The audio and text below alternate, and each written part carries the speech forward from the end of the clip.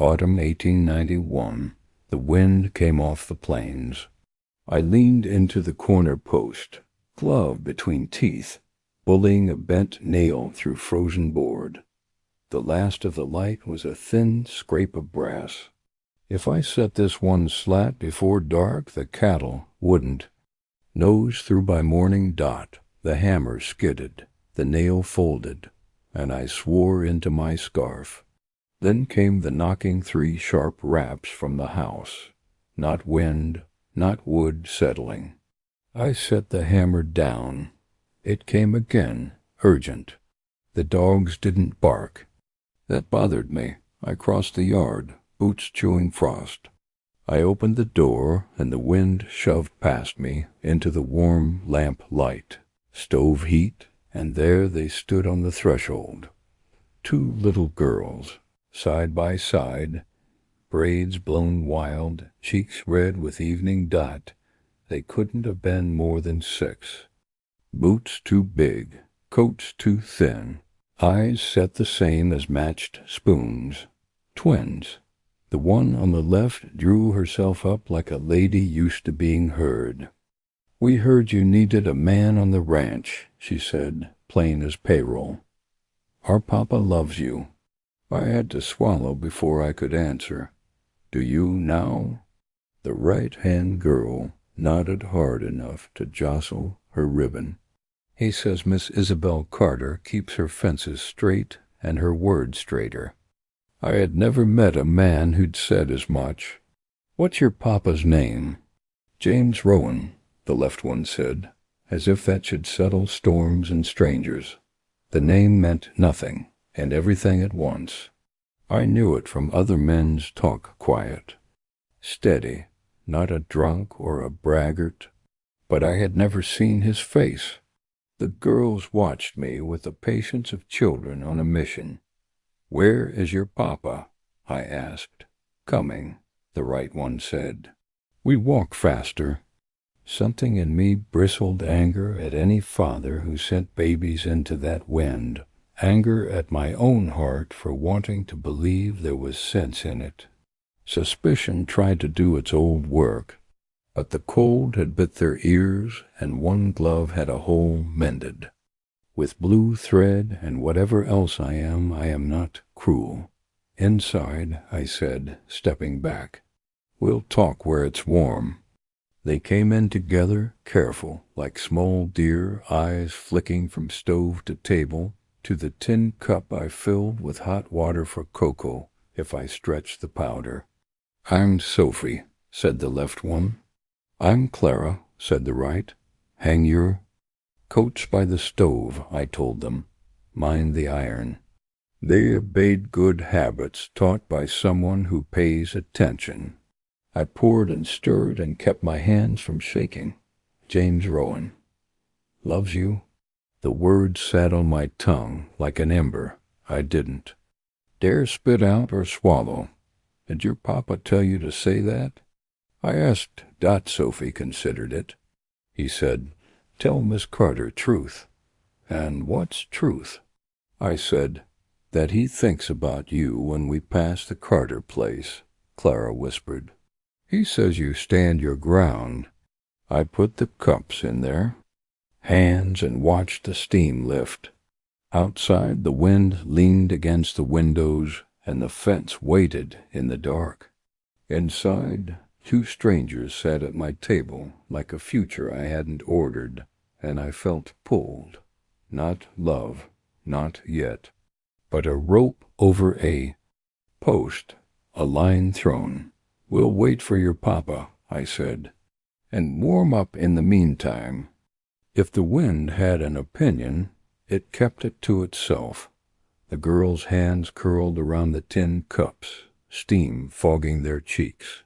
They sat cross-legged on the braided rug, sipping slow, as if manners were stitched into their bones.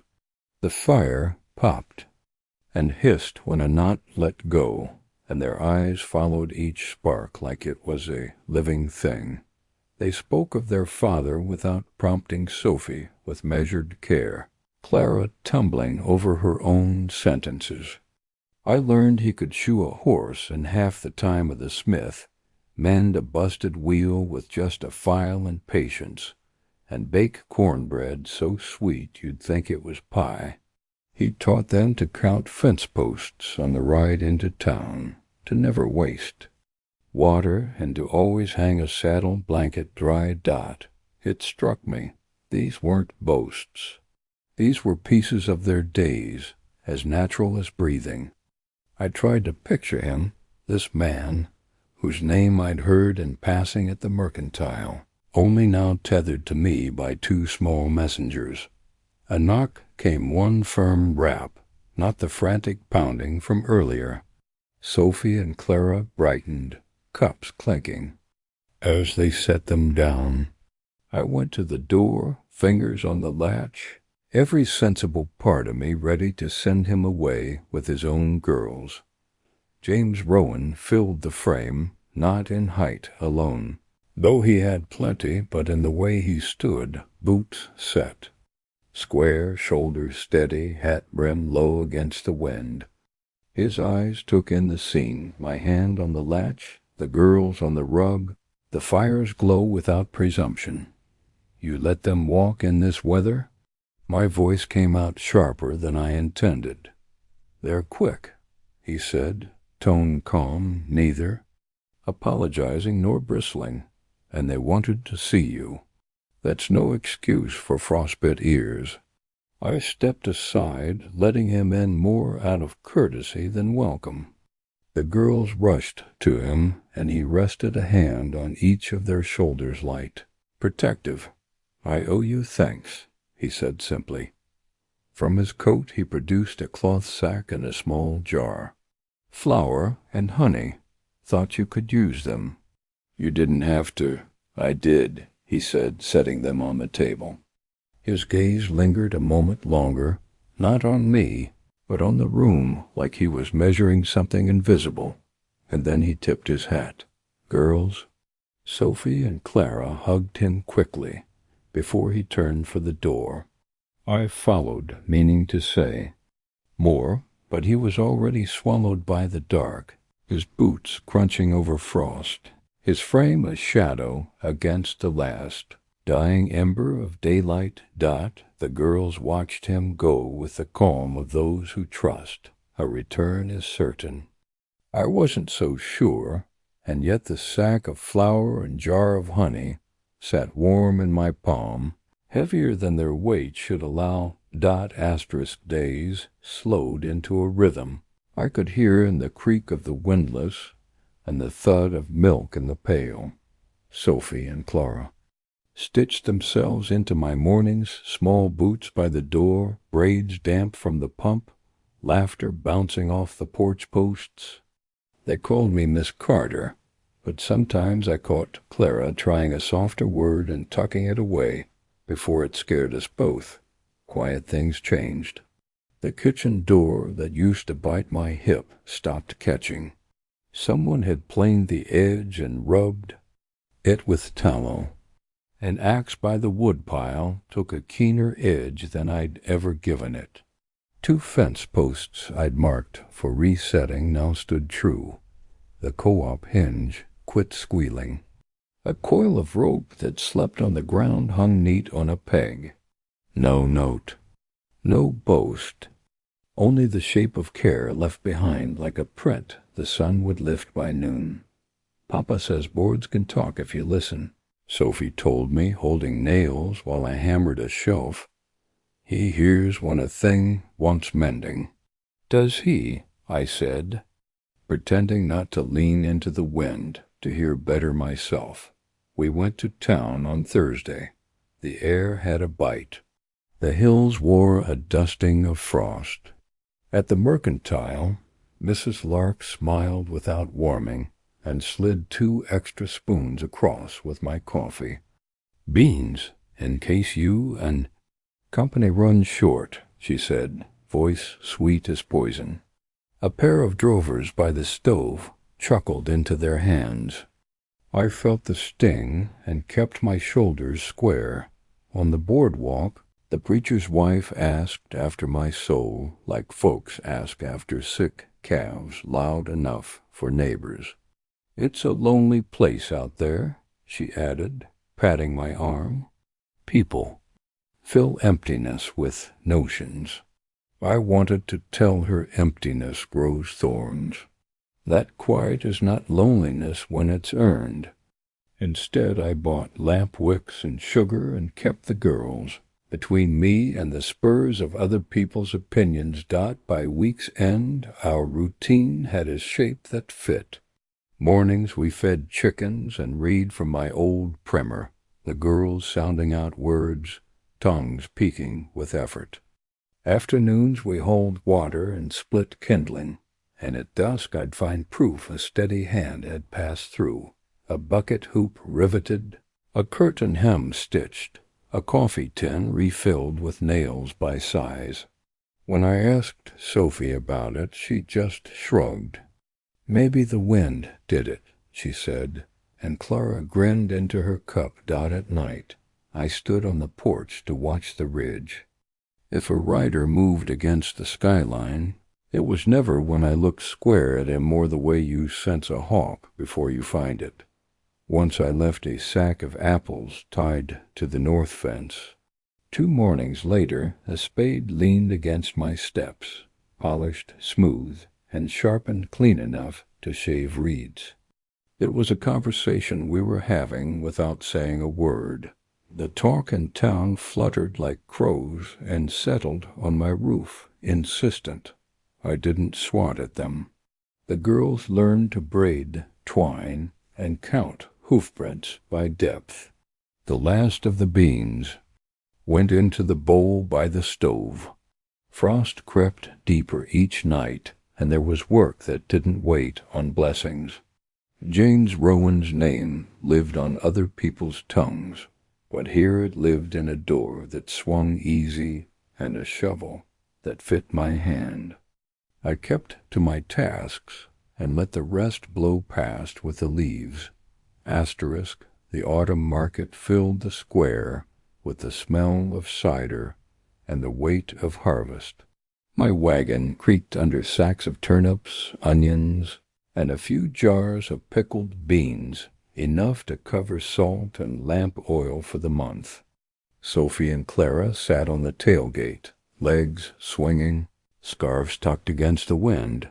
I set up my stall between Mrs. Bale's honey stand and Tom Keever's smoked hams. The girls arranged the onions in neat pyramids while I weighed out carrots. For Mrs. Grigg, sunlight flashed on brass spurs, and someone's fiddle stitched a tune through the air. Then Mick Dalton's voice cut in, low but pitched for the crowd's ears.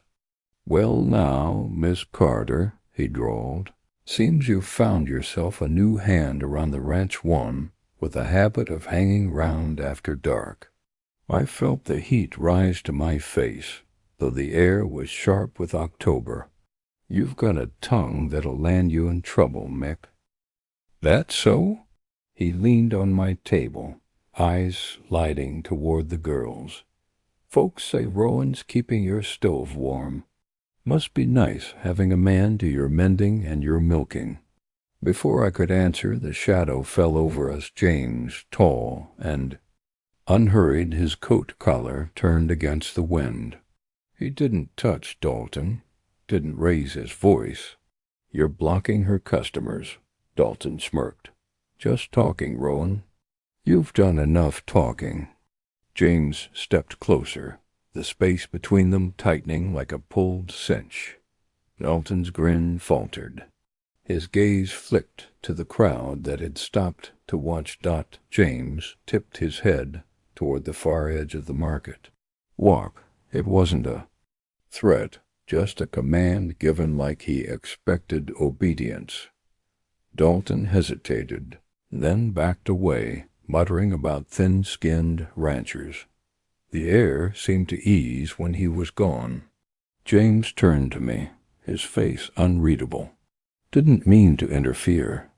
"You didn't," I said, though my hand still felt the tremor of holding my ground.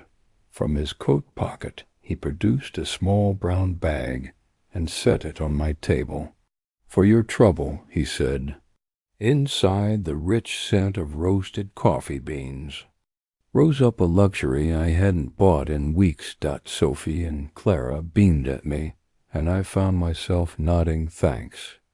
James didn't linger, just tipped his hat and moved off into the crowd, his stride sure, like a man walking away from a fight he knew he'd already won. The rest of the day passed without another word from Mick Dalton, but I caught people glancing between my stall and the far street where James had gone. Their looks carried curiosity, maybe even a touch of respect. I loaded the wagon at dusk, the bag of coffee tucked safe beneath the bench, and drove home with the girls chattering beside me, their voices warm against the cooling air. The first note came folded into the feed sack like a dead moth. No name.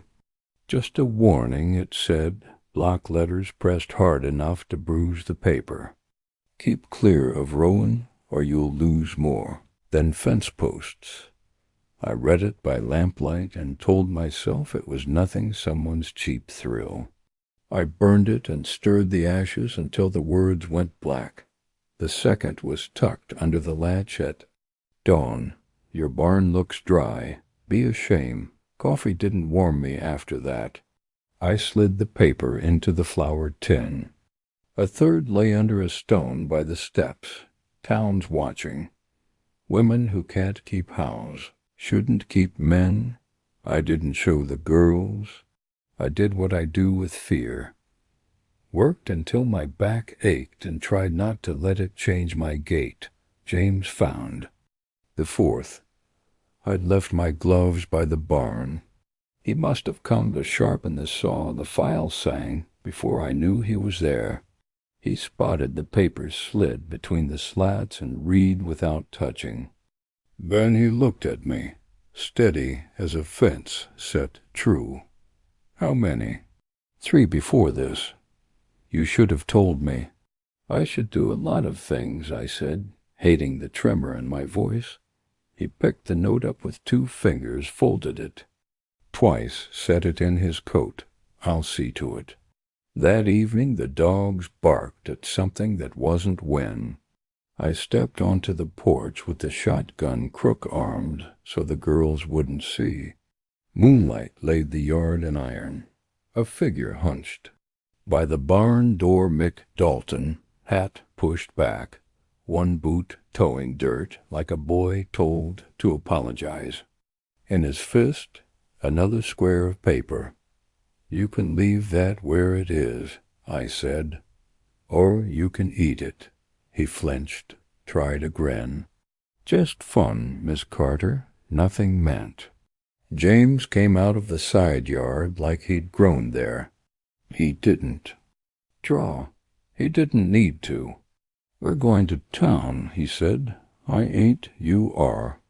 2 steps closed every escape Mick thought he had. James didn't touch him.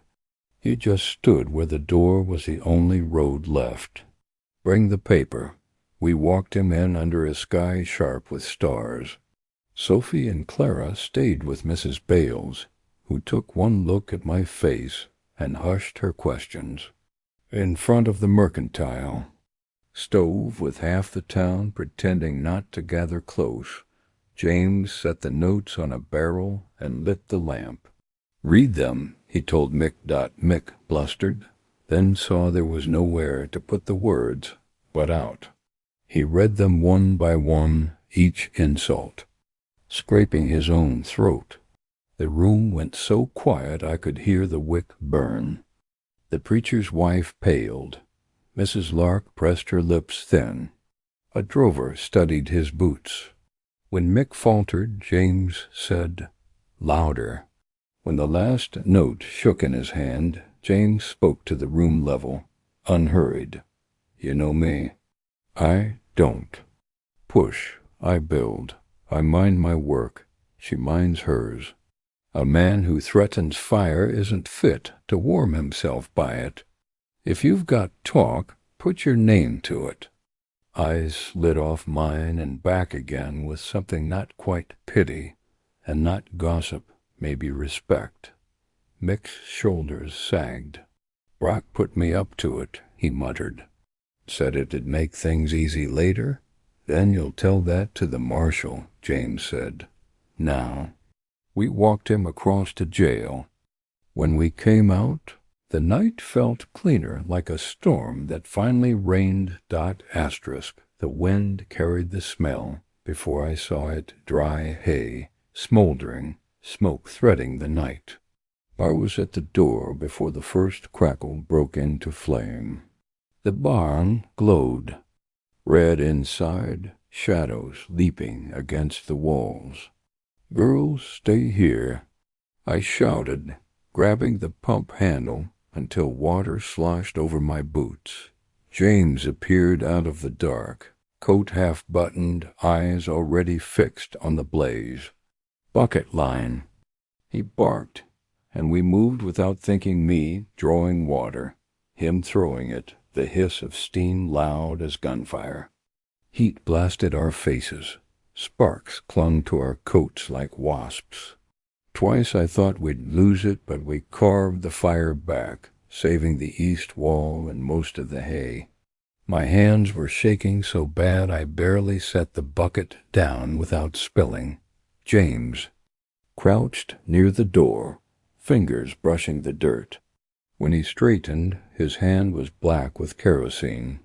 Not lightning, he said. His voice had gone low, tight. He showed me the boot tracks in the mud, headed north. We followed them past. The creek, lantern swinging between us. The night felt brittle, every sound too sharp. The trail wound to a stand of cottonwoods where Brock Hanley's cattle camp sprawled, a scatter of bedrolls, a corral full of restless steers, and Brock himself by the fire.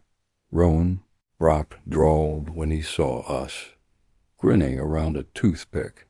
You bring the lady to see a real man's herd? James didn't answer. He tossed the lantern light across Brock's boots' same tread as the barn tracks. You've been on Carter land tonight. Wasn't me. Maybe one of my boys likes her place. His eyes slid to me, slow and oily. Can't blame him. A woman alone. James's restraint broke. He had Brock by the collar before the grin could finish. The two went down hard, boots churning dust. Brock swung once. James didn't give him a second chance. He drove him into the dirt, the firelight making every muscle stand out like iron. Under skin. Sign it? James ordered when Brock's breath came ragged. From his coat he pulled a folded sheet already headed. Confession. Brock laughed, then saw James's eyes and quit. He scrawled his name, the pen blotting where. His hand shook. You'll take this to the marshal tomorrow, James told me, folding it neat. He stood, leaving Brock gasping in the dirt, the fire crackling like it had heard a joke. We walked back under a sky gone clear after the fight. The barn was still smoking when we reached it, but it stood. The girls peeked from the doorway, eyes wide. I told them it was out, that the hay would feed us, yet James lingered by the fence before leaving, his shoulders shadowed against the moon. This isn't over, he said quietly. I didn't know if he meant the fire, the fight, or something larger between us, but I believed him. Court day came like a dust storm announced, and dragging half the town along. I wore my Sunday boots and the dress I save for hard days. Sophie. And Clara walked between me and the wind until James met us at the courthouse steps, hat in hand. We went in together. Brock Hanley sat with a city lawyer slick as oil, a bruise fading on his cheek. The lawyer stacked papers. My client, he told the judge, holds interest in Miss Carter's property, by agreement with her late father. And given her association with James Rowan, the court should question her occupancy. Heat rose in me. I swallowed it. The judge nodded to our table. Mr. Pritchard stood, tidy as a ledger. "We're here for land, fire, and proof," he said, lifting a sheet so the room could see the word at the top. Confession. "Coerced," Brock's lawyer said. "By truth," Pritchard answered. He called the marshal. The marshal swore in and said the confession matched Brock's hand on contracts and receipts already logged. Then came Mick Dalton. In a clean shirt he didn't deserve, he read the notes he'd left at my place, voice cracking on the worst lines. When he tried to swallow a sentence, Pritchard said, "Louder." Mrs. Lark from the Mercantile stood next, ledger like a hymn book. "2 tins kerosene," she said. "Sold the day before the fire to B. Hamley." The room made a small noise. The sound a field makes when it accepts wind. Brock's lawyer tried one last turn, waving a paper claiming my father had promised the north pasture in perpetuity. Old fear tightened men, with ink taking what women with calluses earn. I stood. "Your Honor," I said, even. "My father gave a season's grace, not a deed. He taught me to write what I mean and keep what I write. The night my barn burned, boot prints ran from Hamley's camp to my door and back. Mr. Rowan and I threw water till our hands shook. I've sunk posts, planted and buried kin on that ridge. I'm not an association. I am the owner." Silence settled. James didn't look at me. He looked at the judge, like a man staking a claim with his eyes. The judge pinched the bridge of his nose, then spoke. "The court recognizes Miss Carter's title as sole. The alleged agreement lacks signature, seal, or witness. The confession is corroborated by purchase and testimony. Brock Hamley is guilty of arson, conspiracy to intimidate, and attempted fraud." The gavel fell. 6 months in county jail, $30 fine, and restitution to Miss Carter for hay and repairs. Air left the room in a hush. Folks looked at me, then one by one nodded, as at a fence set straight. Mrs. Lark's mouth soft. The preacher's wife studied the windows. Mac stared at his hat brim. Brock stared at floorboards he'd never own. We stepped into a wind that had lost its knife. Mr. Pritchard took his fee from James and tipped his hat. The girls ran to the wagon, scarves flashing. On the steps, townspeople made room. No one said, "Association." No one said, "Alone."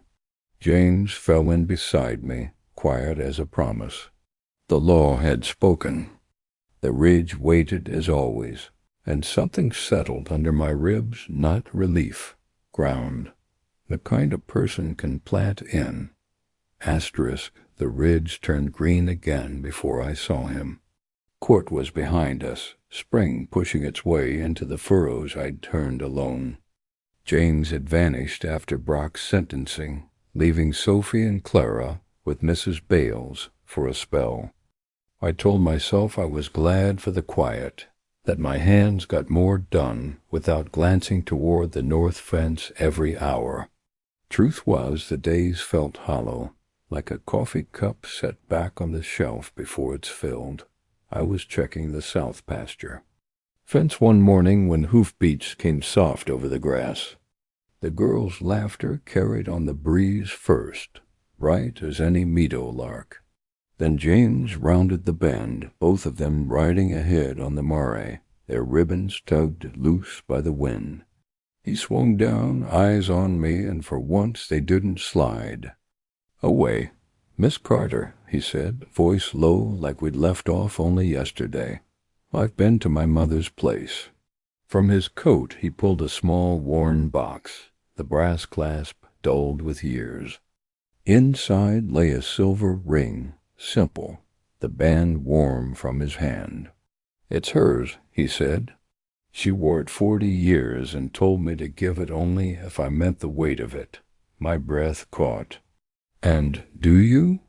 He nodded, steady as if we stood in front of the judge again. "I can't promise there won't be storms, only that you'll never stand in one alone." The girls slid from the mare and ran to me, their arms tight around my waist.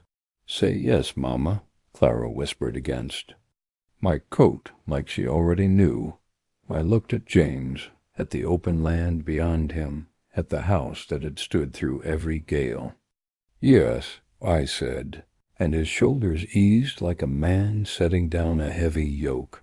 We spent the rest of the day in the garden, turning soil and dropping seed peas, beans, a row of sunflowers the girls begged for. James worked beside me, sleeves rolled, the ring catching the sun each time his hand brushed mine.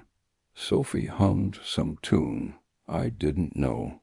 Clara chattered about how we'd have more eggs with a bigger coop dot. By evening the furrows were neat, the seeds covered, and the air smelled of turned earth. We sat on the porch steps, the girls drowsing against my shoulders, James's hand warm over mine. Out past the fence, the ridge held its line against the sky, the same as it had before, but now it felt like ours.